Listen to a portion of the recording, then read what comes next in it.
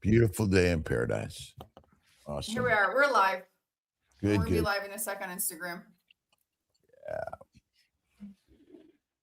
Good morning, good afternoon, good evening to all peoples around the world. It is another pleasant day in God's universe. And let's see, Kiltz YouTube is not on because Kiltz has been kicked off because of someone's comment that got through the filters, but just the system. It's all pleasurable in one way or another. Like two people will send them out to 10 people and send them out to more people. And today we have Dr. Abs with us to share his mighty message of health and wellness through a lifestyle that isn't what we're taught, and completely opposite. Dr. Abs, how you doing today? I'm very, very well. It's unfortunately probably not as sunny here as where you are, I think, because I'm in very gray London, unfortunately. Yeah, well, I'm in Florida, which has been a little cold, but it's mostly sunny, and I was in Southern California too, and it was sunny and warm, and but yeah, we're still bright eyed no matter what the weather is outside. We can't let the water keep us down. We got to be up no matter what's going on. Definitely. And, so let's get everyone to send out the message. Kiltz is off YouTube, but Ali is going to get that back up and running in another day, 2 or 3, and we're not going to let that put us down. We're going to keep on sharing. Interesting enough, hopefully got Dr. Nelson coming back on with us. I got a message from George this morning about a 43-year young woman who just had twins after going carnivore from being vegetarian for years, and so it's a message we're sharing around the world. Wow. And it's great. Dr. Nelson, welcome. How you doing today? Good morning. Good morning. Yeah, Ali I is had here. to restart the computer because I had no sound. Well, we got your sound back, and maybe we get a little Dr. Abs energy this morning. Tell us a little bit about what motivates you and what got you into this crazy carnivore keto lifestyle and helping people heal by non-standard approaches. Yeah, of course. So for those of you that don't know me, I originally started as a dentist. And I just noticed things in my patients, that didn't quite make sense. And eventually from that, I ended up trying to study nutrition a lot more. I think one of my biggest heroes in life is Weston Price, who's, of course, sadly is no longer with us. But his work is still with us, and it's incredibly important work. And he wrote a very famous book called Nutrition and Physical Degeneration. And it's, for me, it's one of the most fantastic health-related books out there that anyone, can use to understand how important. Yes, exactly. There we go. And I like that there's bookmarks in there as well. Yeah, it's written all over it, got everything going on in there. Fantastic. Yeah, that book changed everything for me. And it made me realize that, and this is obvious, but it never really occurred to me in a profound moment. It made me realize that we don't treat a disease or a condition with drugs. We simply manage symptoms and potentially create more symptoms. Treating root cause is something entirely different. And, once I started studying that, everything really changed. And now, I do a lot of cosmetic work. I do a lot of longevity work. So my dermatology at the minute right now is at the Royal College of Physicians in the UK. I'm doing also anti-aging medicine, metabolic medicine as a postgraduate as well. So I've got a lot of different interests. I retired from dentistry, but I still talk about it academically. So there's a brief nutshell of my fingers in many different pies here. Pro health, pro healing, pro wellness. I mean, that's really the approach you're sharing. Absolutely. What got you to see something magical in a story like Weston Price versus kind of sticking to the standard system? Yeah, I think first of all, for people that don't know what Weston Price did, he was a dentist who noticed kids were getting a lot of tooth decay. And he decided with his wife to go and travel around the world. And thankfully, he had a camera with him. He did well enough to afford one back in the day. And he documented visually the things he was seeing around the world in these native tribes. And he saw that in native tribes with no convenience store with no hospital, not even a toothbrush. They had no tooth decay. They all had straight teeth. They all had great symmetry in their face. And I just couldn't wrap my head around it. And, there are experiments which he did, which you can't do nowadays for ethical reasons and ethics approvals. But, there were parents who he introduced Western food to. And, the children would be born without those things, symmetry in the face, straight teeth, blah, blah, blah. And then he took that food away and the next child was born fantastically well again. And that made me realize crooked teeth are not a genetic thing. You don't have crooked teeth because your parents do. You don't have asymmetry in the face because your parents do. It's the vast majority of that is what we do to ourselves, and the food, the nutrition, getting enough protein, getting enough fat from the right sources. They're the most important things for me. Yes, I always believe that the single biggest problem is a low-fat diet. Yeah, I completely agree. And we removed animal fat from the diets around the globe. And there seems to be a purpose and propaganda that I take all the way back to the explorers who exploited sugar as sort of this drug to distribute and create dependency on it. It's a drug. Yeah. I mean, ultimately, sugars had very limited natural availability in our ancient worlds. And maybe comment a little bit about that and how, as a dentist, I mean, dental cavities are so common around all peoples around the world. Yeah, around the Western world, we should say. In the native world, not so much. Well, what is in Western world these days? I mean, that's very true. Become remote. That isn't Western world. I mean, most of the Asias and Africas and Europes and islands of the world have sort of become. I mean, that's why Columbus and many others went around the world to exploit. I mean, I'm looking at the Spice Islands. It's out in the middle of nowhere. They become sort of the producers of so much deadly diseases. Yeah, I mean, sugar is first of all, it's not needed in the diet whatsoever. People say it's essential, and we can't live without sugar. But those people need to be more specific. We cannot live without internally produced or endogenously produced glucose or gluconeogenesis. But it doesn't mean we have to eat glucose to produce it in our body. We can eat fat, and we should eat, well-sourced, appropriately sourced fat, and that's enough. Sugar, it causes so many changes in the brain. In the oral cavity, it is responsible for so many of the problems that we see in both cavities, tooth decay, caries, whatever you want to call it, and the gum disease side as well, the two biggest issues that we see. And not to mention that the sources, the plant sources, they come with so many other things that we haven't even mentioned, which can cause gut issues and therefore mental health issues, et cetera, et cetera. So there is absolutely no need whatsoever. If people want to do it for enjoyment now and again, in controlled amounts, I don't think it's going to kill you. And it's not a problem. There's a balance to life. I get it. I still have a can of Coke once or twice a week. I have an ice cream once a month. I'm not perfect, but it's in a controlled way. And I don't think that's going to hurt me to do those things. Yeah, glucose is actually the king of kings, because no glucose, no life. Sunlight touches a photosynthetic cell and creates glucose that creates all of life. And so glucose is actually the crown of crowns. But in its individual form, it's rare in nature. Or very limited and seasonal, and there's a reason we love it. It's because when it was there, it's I always say it's sort of like sugar and sex. They're the single most, they drive dopamine, which drives all of life.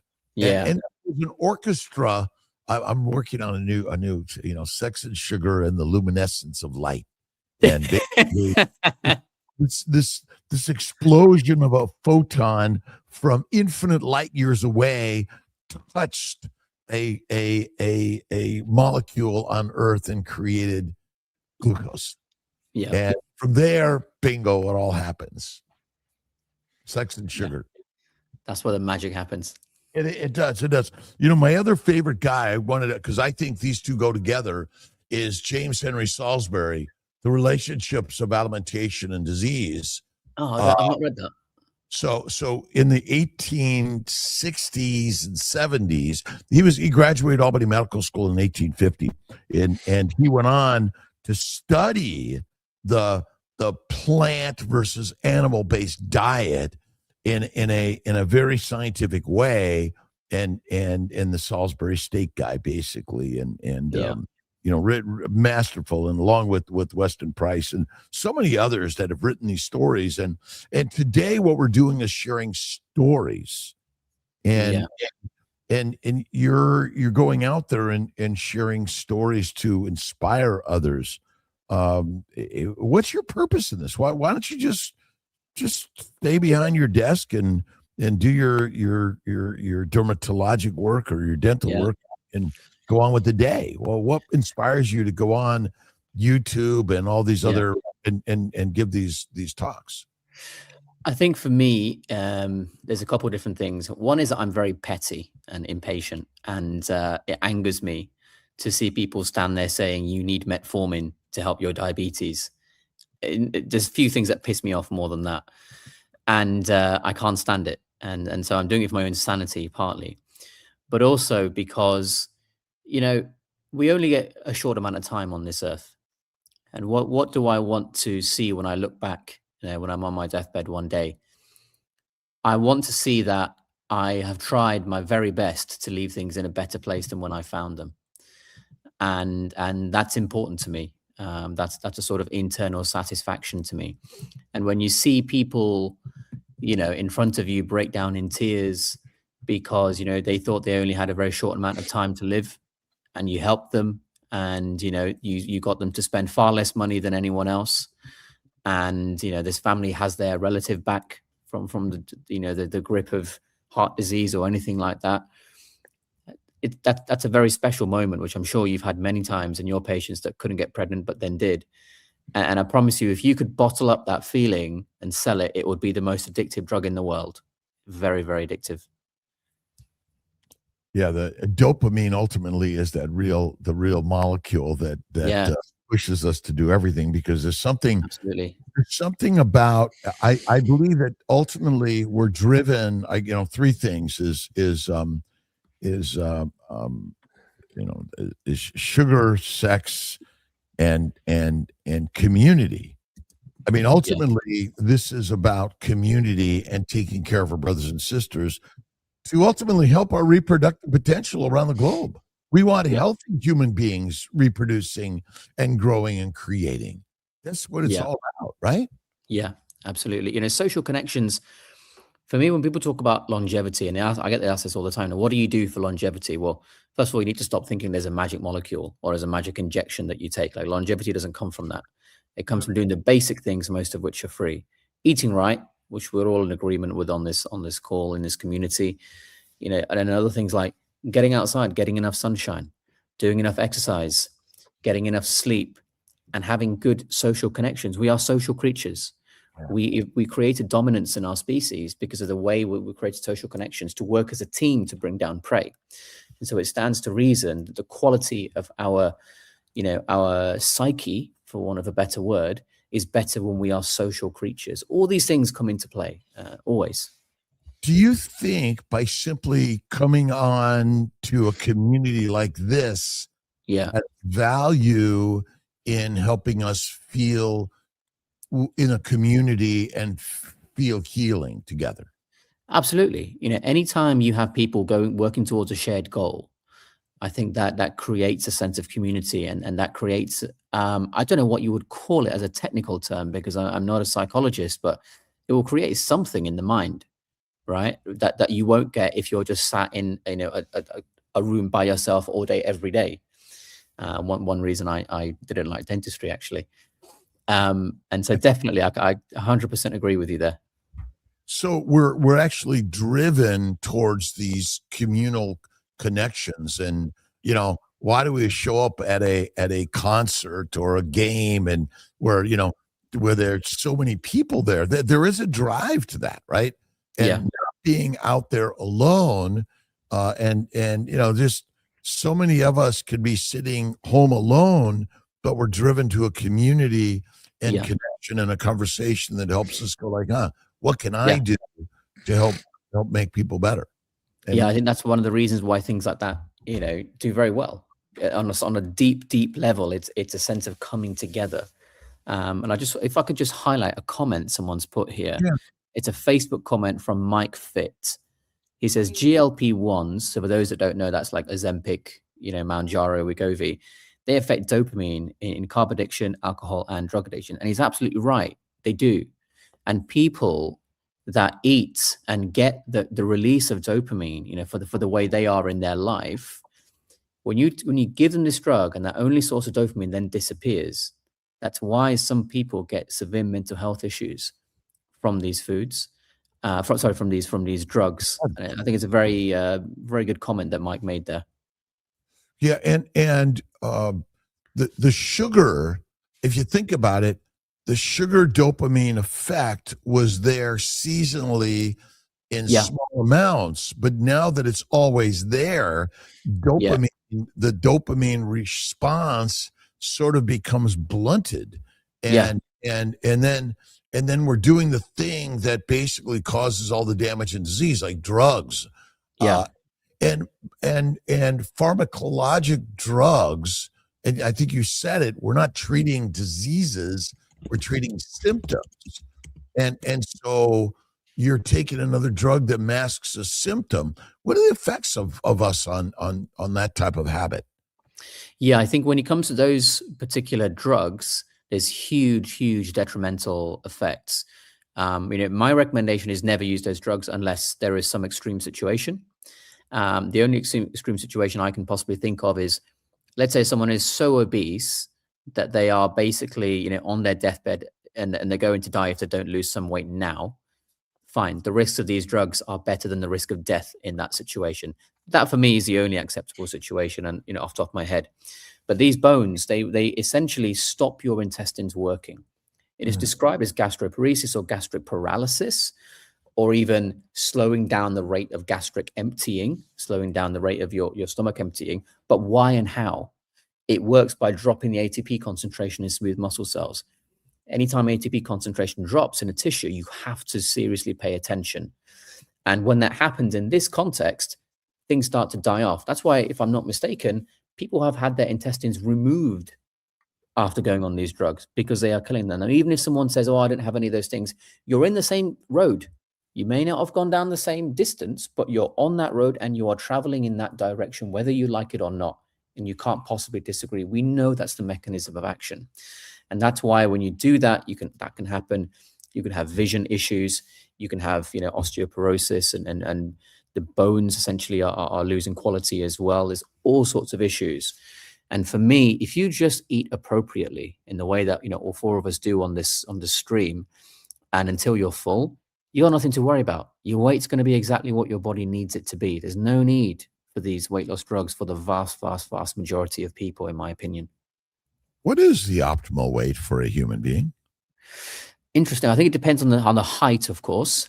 So if we take an average 6-foot person, I would guess it's probably going to be somewhere around maybe 60 to 70 kilos as a guess.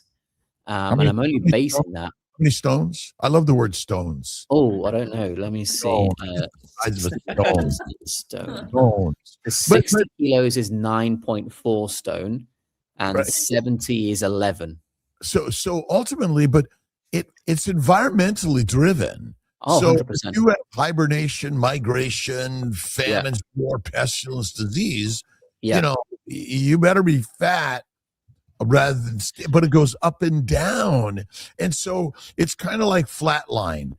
I mean, nothing flatlined is really good for a human. right? Yeah, you need to be able to adapt. It's adaptation, Yeah. motion, right? Yeah. And Agreed. that's the part that maybe we're missing in all this, is that when someone says, "Oh, there's an optimal," it's kind of like, who's controlling this? Yeah. Yeah, exactly. Your weight is not in anything about you that's measurable. Typically, it's something that can change. Why is it that it can change? Because it changes automatically to give you the best possible chance of surviving and procreating in your particular environment. And why would we interfere with that? Why do we try to tell people you got to live a long time? Yeah. Is that really the most important thing, is living a long time? Yeah, Are we exactly. are we pushing people? Well, they died young. Well, Yeah. but they enjoyed their life. Yeah. And you're living a long time, but you're miserable. Yeah. Or sick. Right. Is that you? I don't know. It seems to me it's built into our education, Yeah. and that's part of our problem. Yeah, I think when we were kids, there's so much brainwashing that we have, like eat 5 fruit and vegetables a day, or different number depending on which country you're in. Eat your fiber, make sure your diet is balanced, etc., etc. Running as long as possible is, something really good for you. All these things need to go. We can't. I don't think we should have those in the education system. Even the idea, you're an expert on fertility. Even the idea that typically you should only really be able to have kids up until this particular age. I'm sure you got so many patients that blow that out the water, and because you've made them very healthy. In fact, as a question for you, what's the oldest age that you've helped someone get pregnant? 66. 66. Wow, look at that. Yeah. Astounding. Now, this is assisted reproduction. It isn't natural, but I've seen late 40s on a carnivore lifestyle, faith and fasting. I always throw faith first, fat and fasting, make babies, and mindset. We're living a life of like, we're basically believing in misery rather than beauty of even the hardship and all of this. And, that's the thing I'm seeing more than anything.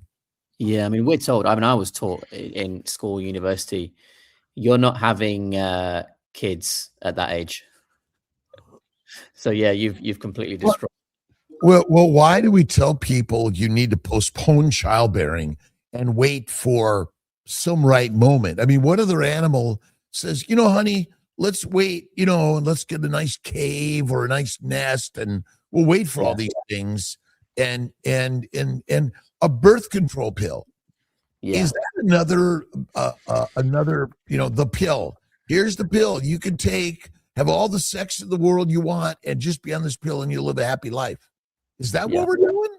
Yeah, especially at the age at which people are giving those birth control pills out now is astounding. They're getting younger and younger, and I just think surely this is ridiculous. I mean, you must surely see that quite a lot. Well, again, it's getting younger and younger because the diseases that men and women, boys and girls are suffering is getting younger and younger. Yeah. And our fix is a drug, rather than understanding that maybe our dietary directions are part of the problem. What are your thoughts on the new the food triangle, I call it? Oh yeah. In America? And I mean, is there really a change, or is it it's just another marketing opportunity to claim something that maybe isn't true? I mean, it's better, but it's still not good. I think that's probably the easiest way to describe it. If I had to pick between this and the old version, I'd pick this, but it still wouldn't be what I would draw from scratch, put it that way. Well, what is it? Tell me, what is it you think you like, or you think that's a little more valuable than we were talking about before? So I think if I'm not mistaken, there's a little bit more emphasis on the meat, which is good, and animal-based products. And I think there's a little less emphasis, again, I can't remember off the top of my head, but I think there was a bit less emphasis on things like bread and grains, which, ideally there should be no emphasis on that whatsoever, but I'll take less rather than more. Yeah. You know? So, I mean, I see the top left is, encouraging, they got pictures of steaks Yeah, and eggs and cream and butter and those sort of things, which is certainly better. And it's a good direction that we're going. We yeah, got to take whatever we can get in all this and claim some positivity. yeah, Uh, and it says, it's at 4 to 5 servings of this and 3 to 5 servings of this. I mean, are we just pushing too many servings and that's our biggest problem? And do you know what? It's interesting to hear an American say that because from my personal experience and people that have visited America from Europe, one of the most obvious things that we see is the portion size. Like I remember when I was in LA a couple of years ago, and everywhere we went, we would order a starter, and it was the size of a main course here in Europe, Mhm. and it was just staggering. I think, well, no wonder there's so much obesity going on. Even the drinks at McDonald's, if you look at your small, I think it is, it's the Oh, equivalent of our medium or large or something like that. If I might be wrong, but I remember seeing that. So yeah. yeah, Our, definitely. our our words and our labels for all these things and quick and easy abundance and delivery services. Yeah, My sense is that we just have too much snacking and too much food frequency of the yeah, things that drive the dopamine, the sugar dopamine drive. It says eat more, yeah, which is all natural in our ancient environment yeah, anyway. And so we can really get back down to our basics of all this. So what causes you in the longevity world, the anti-aging world, the health and wellness, feeling and looking good world?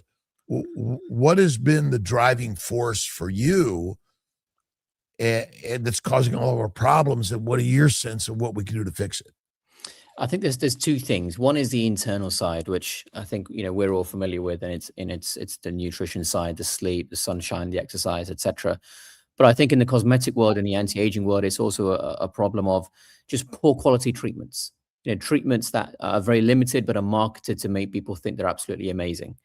I'm talking certain injectables, for instance, even certain skincares.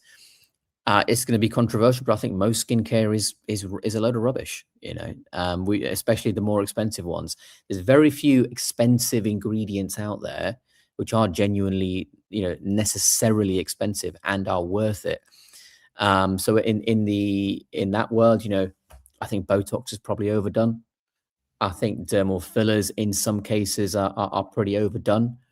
And people need to work on skin. People need to work on the internal side. And then the actual aging process does not get to a point where you look awful as much.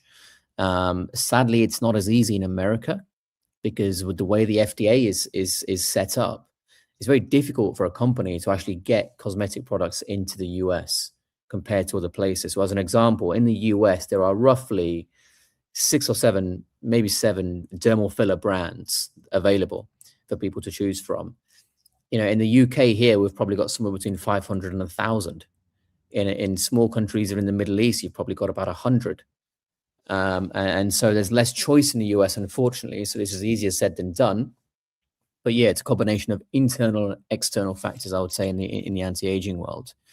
I guess similar concept for you in fertility. The biggest problem is internal, and then maybe externally, there's a couple of things which are hurting them as well. Like maybe the guy is spending too much time in the sauna and a hot tub, and that's causing an issue. Mm. What is your diet? What's your general habits? So my general habit is PKD, which is something that's been studied a lot by Sophia Clemens or Jophia Clemens. I got told off for pronouncing it wrong a while ago. I think she's incredible, and she's one of the best of us in this space. And the work she's doing in oncology, in autoimmune conditions, with just the most ridiculous success rate I've ever seen. And she's doing it with a 2-to-1 protein to fat ratio, and taking out even eggs and dairy, which I think some people can get away with, some people can't. But for what she's doing when she takes it out, wow, she does amazing. So PKD is what I am most of the time. But, you know, like I said, a couple of times a week, I'll have a can of Coke, and I will have dessert once a month. So ultimately, our problem isn't sometimes; it's become all the time. And so a paleo keto diet, which is basically mostly animal meats, rare to raw, uh, eggs and milk products are really not probably a standard diet for most of our evolution out there. I mean, there weren't a lot of eggs that, you know, we didn't raise chickens on our hunts. Yeah. We hunted the big animals. Yeah. And so do you think that eggs and milk products are more allergenic or antigenic? It's a great question. Really great question. I mean, I don't know for certain because it's not something I've really spent time on clinically. But from what I have read and people that I've spoken to and looking at the work of Jafir Clemens, I think it's possible. I think absolutely it's possible. I don't think it's for everyone that you'll get that problem. But I think for a significant number of people at least, yeah, I think that could be an issue. And people who take them out, they do say they feel better. But, you know, I don't think I can take out dairy completely. I love ice cream far too much. I'm with you. I'm a eggs, butter, beef, Kiltz's ice cream and salt, one meal a day. That is the way. And again, I tolerate it well. When I go visit my brother, you know, I say time to time, and he says, "Rob, when you come visit me, it's all the time." All the time. But I don't visit him that much, and I go on my binges about it. But fat and you're in the challenge. I mean, milk, breast milk is the most nutrient dense, the least toxic, and it gets babies fat. Yeah.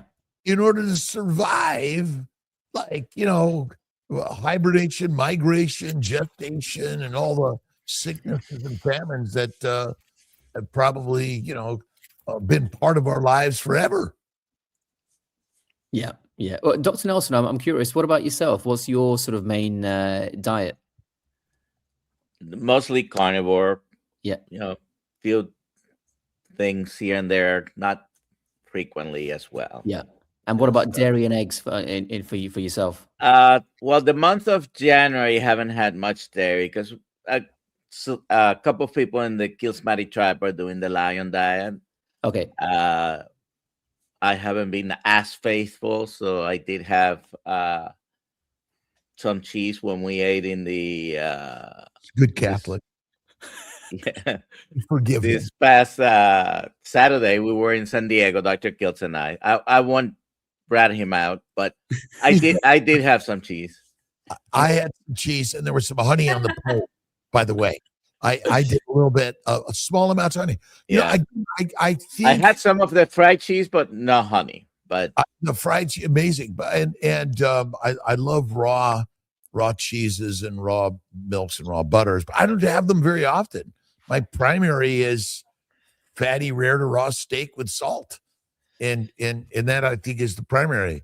And you know, that's what are you finding and in the communities around the globe and the people you're meeting and communicating with?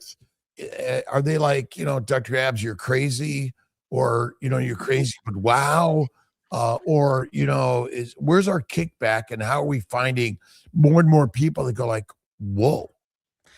For me, it's a mix of both. If it's in a quick conversation, they'll think you're mad, you're crazy, you're an idiot. But when it's a context of, you know, I'm teaching and I've got all day or I've got an hour or something, and I can actually show things happening, you know, talk about the biochemistry, for instance, talk about the fact that, you know, one particular enzyme in the Krebs cycle can't go forwards and backwards in its reaction at the same time. So you can't do carbs and fats with the same enzyme, et cetera, et cetera. At that point, it's more of a silence because they want to fight back because it goes against everything they think, but they can't find the words and they can't find something to pinpoint me on to say I'm incorrect.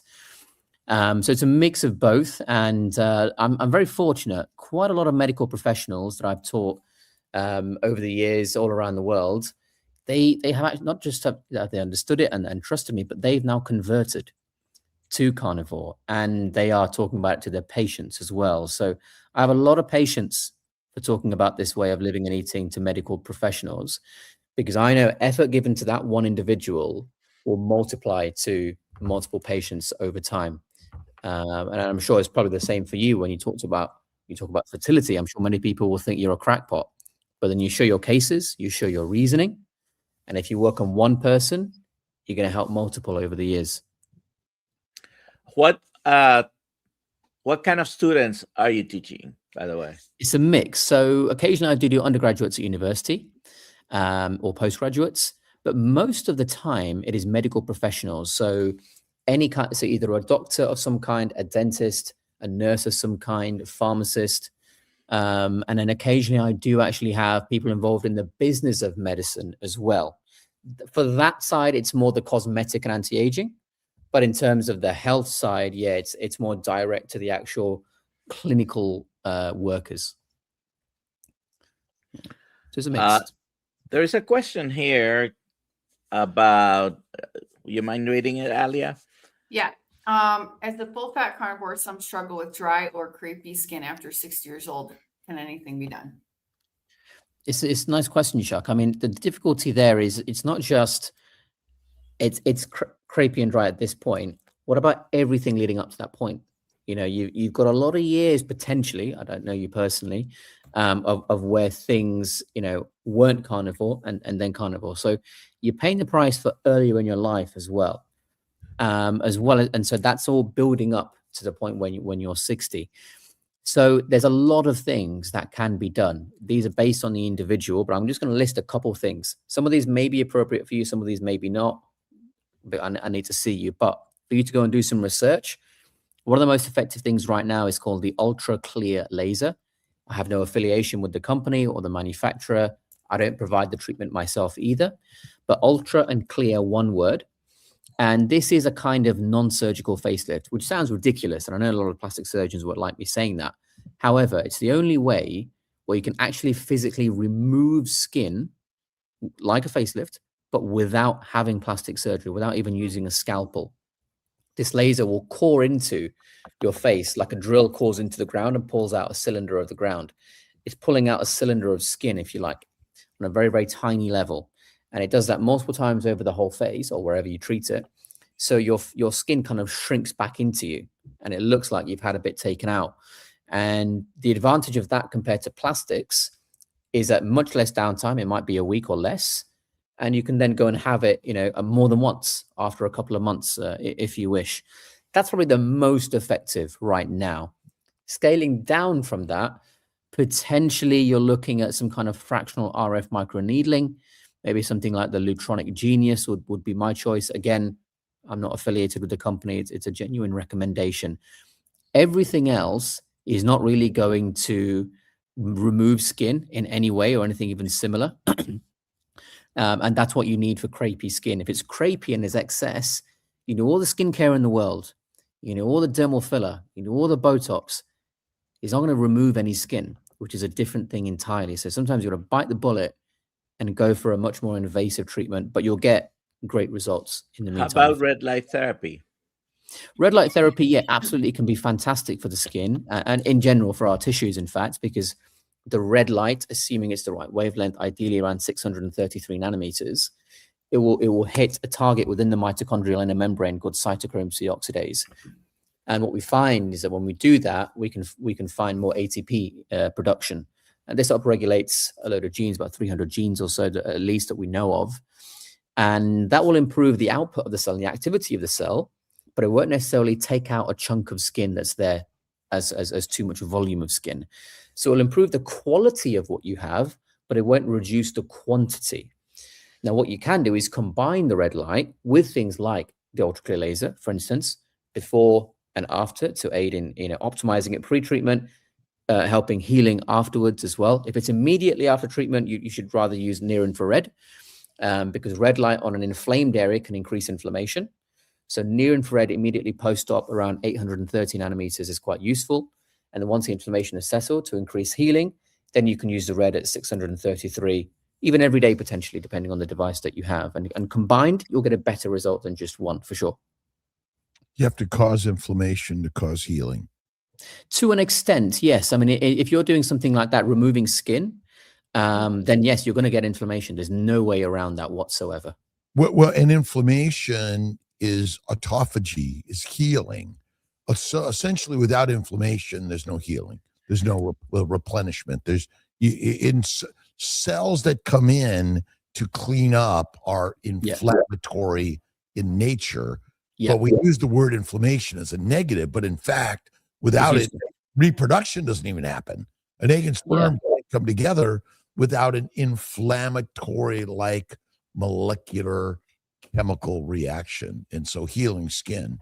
What about adding more fat, tallow in your body and on your body? And how do those sort of things help us? Because so much of what people use is sugar products on your skin, right?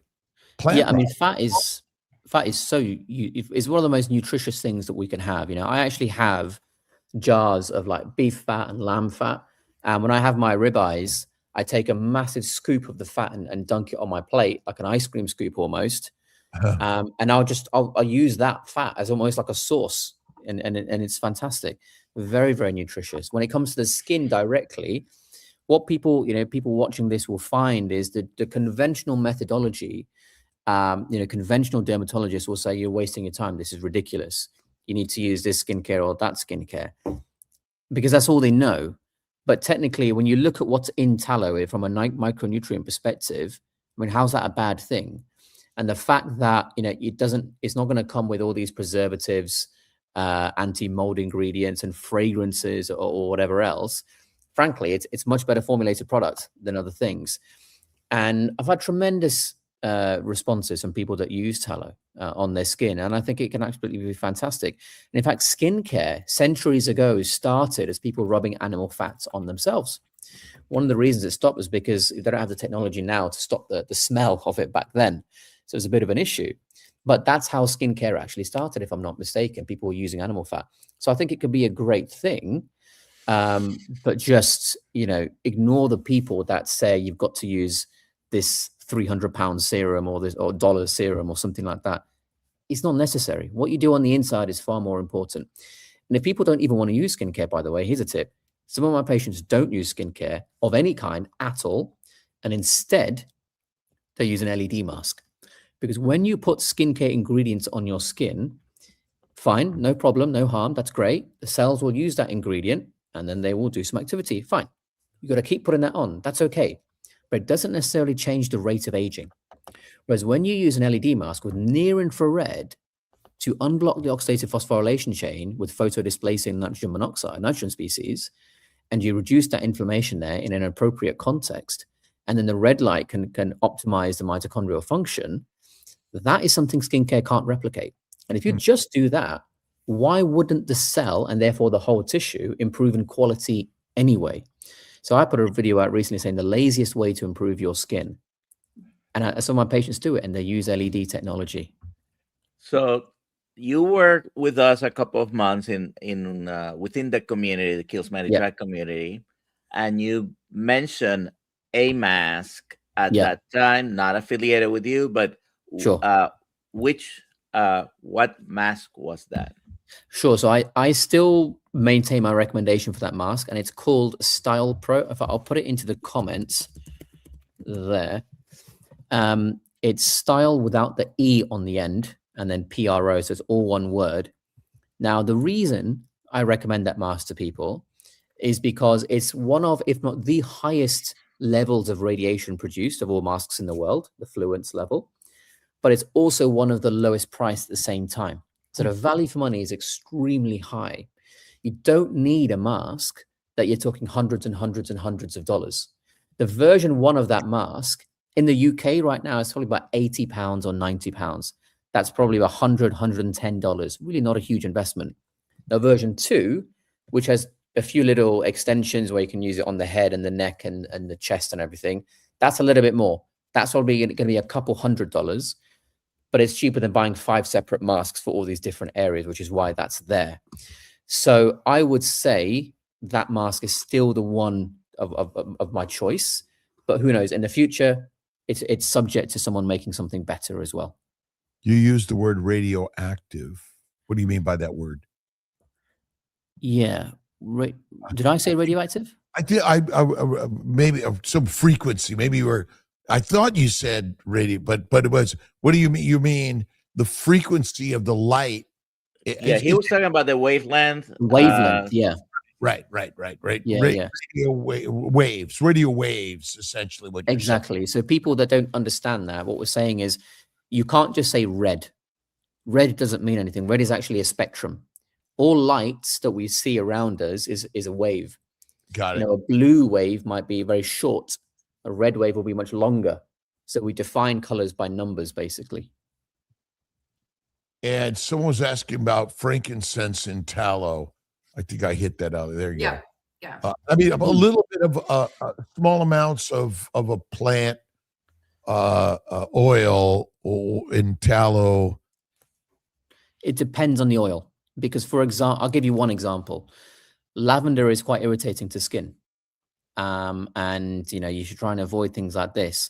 And so you've got to check what extracts are inside there. I'm not an expert on frankincense, unfortunately, so I can't really answer the question.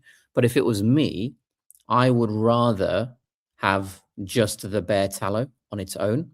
And if you're going to have some kind of scent in there, I guess, you know, the less there is, the better. You know, I would rather have the tallow scent free, because that's going to go over a wider area, and instead just use a small amount of a fragrance or an aftershave on one particular small area instead. Because yes, I don't know what's in those aftershaves, of course, but I'm putting it on one tiny area instead of putting it all over my entire face and neck. I mean, we live in a world with many things in what we breathe, drink, eat, and we have in our local environments, which you can mitigate some of those things. You can't mitigate all of them. Yeah, sure. But you can minimize the things that you directly put in your mind and your mouth and on your skin, and direct them to things that are least toxic, and most healing. Yeah, absolutely. I mean, I know a lot of people are worried about, you know, electromagnetic frequencies and things. You know, if there were none around, we'd be dead. So you shouldn't eliminate all of them. You can't eliminate all of them. It's all over the universe. In fact, you know, we have remnants of it in microwaves. It's the difference between ionizing and non-ionizing that then affect the atoms that make up our matter. That's the issue. Too little and too much oxygen is not good for us. Too little and too much of anything exactly has harmful effects on us. So there's a meetup coming up June 13th in Great Britain. And maybe we'll get Dr. Abs to come and join us. Yeah, absolutely. I think Well, I've that's already your I think Ali invitation mentioned there. it before. Sorry? Yeah, Ali mentioned it to me before, so I've already blocked that out in my diary, and I'm looking forward to it. And then you two will be podcasting the next day. Absolutely. Yeah. Okay. Should we get the rest of these questions real quick, Dr. Kiltz? Just do it. right. Yeah, absolutely. How does dietary cholesterol from animal fats fuel our vitamin D production? Well, you need cholesterol to produce so many things in the body.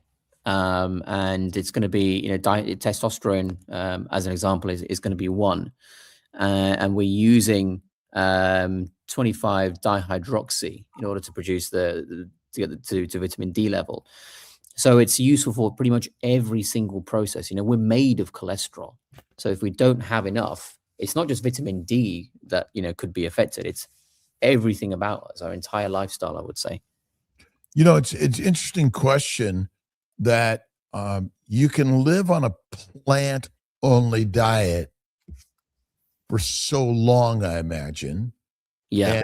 And you know, how many people's live a long time on purely plants with no eggs, no cream, no butter, you know, no yogurt and things like that, because you get something from those things that you don't get from plants. I mean, really, we don't have any long-term civilizations that function only on plants. Would you agree? 100%. 100%. Look at the Maasai. Weston Price wrote about them. When they split to mainly animal and plant-based, look at the difference, the height, the strength, the longevity, the disease, Speaks for itself. And a vegetarian culture is not a vegan culture. It's very different. Yeah, I think so. Yeah, I think nowadays it is a bit of a spectrum, isn't it? And how people want to, where people want to be. Yeah. Yeah. Next. Okay. Let's see. The strong carnivorous. Why would someone who has been on carnivore for 2 years still sporadically suffer from terrible calf cramps at night? They do take magnesium regularly. Interesting question. It's very, very individual. It could be a lot of different things. You know, I can see in that picture, there's someone that clearly likes to train a lot. Now, if you're someone that's training every day, you're putting a lot of stress in terms of your requirements from your diet. I personally wouldn't train every day. I've no idea if this person is, but you've got to take rest. You've got to make sure it's not just magnesium. You take sodium, potassium, magnesium, calcium, all these things all together. Are you eating enough, et cetera, et cetera? Rob, I think you've got something to say. Physical stress. Again, a car, more miles, more maintenance, and faster junkyard. So we think we're never supposed to have anything happen to our body, but in fact, life in and of itself is danger and deadly, and so absolutely, yeah. So take rest. When you're training, don't train every day. Make sure you're having a whole range of the micronutrients. Put plenty of salt on your food. If the salt tastes good, keep it there. If it tastes too salty, obviously that's your limit. And there's a lot of different individual things that you can do. Jimmy, thank you for your super chat. Dr. Abs, how would you deal with H. pylori and an ulcer aside from a species appropriate diet? Oh, good one. So, I mean, typically what I was taught in university, you can, is not something that I would suggest, but typically we can look at something like proton pump inhibitors, like omeprazole. They are used to induce the stomach acid. But that's, at best, that's symptom relief. You're not necessarily treating the root cause. Some people will jump to antibiotic cocktails, combination of things like maybe clarithromycin, amoxicillin, metronidazole. These are to target the protein synthesis in the bacteria and the integrity of the DNA. Some people will jump to bismuth subsalicylate. That's a direct bacterial agent and prevents the bacteria from adhering to the lining of your stomach, while also providing a sort of protective coating over that ulcerated tissue. But you need a good mucosal barrier. So some people will suggest that, broccoli extract in short temporary periods can help because you've got sulforaphane that's coming from there. And, that can induce phase 2 detoxification enzymes inside that gastric lining. But, I don't think you need to do anything specific. Make sure you've got plenty of the fat, and I think you should be good. Make sure you've got plenty of the B vitamins as well. What you mentioned is actually the bacteria is so fastidious to get rid of that what you mentioned was the combination that is used. Triple antibiotics, Pepto-Bismol, PPI, all together, and you have to do it for 2 to 4 weeks because it's just very fastidious to get rid of. Yeah, interesting. We treat a lot of infertility this way because gut inflammation. We're not defining it as exactly H. pylori, but basically the gut microbes flourish in a low-fat diet environment. And so by upping the fat, and you mentioned that, which I think is fat and fasting, the microbes don't like it. We're feeding basically the microbes in the gut, which basically fermenting and making the alcohols, the aldehydes, the heat, the gas, and the methane, and all the things that are harmful for us. And so, absolutely. Alia Wells asks, what do you think about not washing your face? And I would add, and if you do, would you say regular soap or what? So I think it's an interesting question. It depends on what's on the face. I'll give you a couple examples. Let's say, it's someone who's wearing makeup. They've gone out, quite a lot of makeup. They come back, absolutely wash it off. What do you use? Well, first use water. And if everything comes off with water, great. If it doesn't, go for the next most invasive thing, not jumping to as strong as possible. You want to use the least invasive thing possible to wash everything off. That could be something as simple as, a CeraVe or a Cetaphil cleanser, which is very, very cheap, probably less than $10 or something along those lines. Nothing fancy in there. And if you wash your face off with those things and afterwards it feels very, very dry and tight, like someone's stretching it over, almost like it's cracking, it's probably too strong as a cleanser because it's taken a lot off. And then your skin is going to struggle for the interim period where it tries to rebuild all that mantle layer and everything that needs to be there. So be careful with things really, really strong. If you do need to use those, make sure the frequency is as low as possible. So no more than like once a week if you need something really, really strong at best. Now, if you don't have makeup on, it depends what there is. So typically for myself, I don't even have a cleanser at all. I just use water. So for instance, in the morning when I'm in my shower, I mean, the shower is a cleanser. What else am I doing in there? So that's going to get rid of everything anyway. And then I'm good after that. If I do want to borrow a cleanser from someone or need something to wash off, it's probably because maybe I've just left in the gym or the sauna and I'm covered in sweat, but I didn't have a chance to have a shower straight away for whatever reason, because our call came in, I've got to do some work, and I've been sat there for a long time with all this sweat just dried up on me. At that point, I might use a bit of tallow-based soap, which is very gentle and fat-based. So it's not going to clear everything off your skin very strongly. And that's all personally that I have if I ever need it. How about coconut oil? Someone mentions that. Personally, I wouldn't comedogenic? It's a tricky one because coconut oil, yes, it will get rid of the bacteria. It's probably the strongest antibiotic without actually being a proper antibiotic. But the issue with that is, what about the bacteria that are synergistic for us on our skin as well? It's probably going to get rid of those as well. And this is why a lot of people that use coconut oil in their mouth, they do this thing called oil pulling. And the coconut oil there, yes, it will kill bacteria, but it will kill bacteria that, are non-beneficial for us, but also bacteria that are potentially synergistic for us as well. And so you get a bit of an issue there. So personally, I wouldn't. I think it's too antibacterial to do something like that. And if personally, if for our community, something nice and gentle, nice and natural, a tallow-based soap hopefully should just be enough for everything. If it's not, because of the makeup that you have, obviously take it a step up and use whatever the most gentle thing that you can is. But you don't need to spend a lot. Typically $10 to $15 is all you need for a decent cleanser for most people.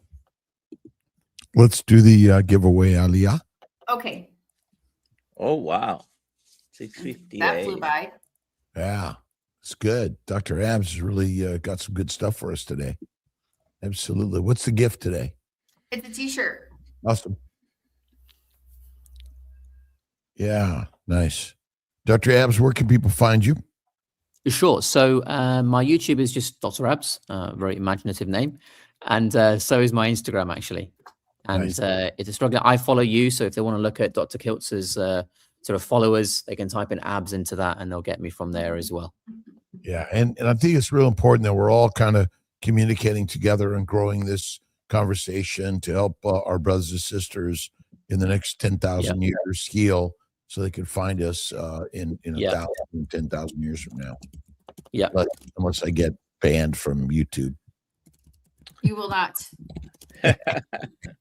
It means we have something to say. Yeah. As you're good. Awesome, everyone.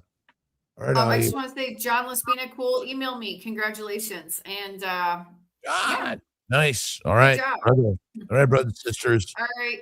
Thank you. Bye, everybody. Bye.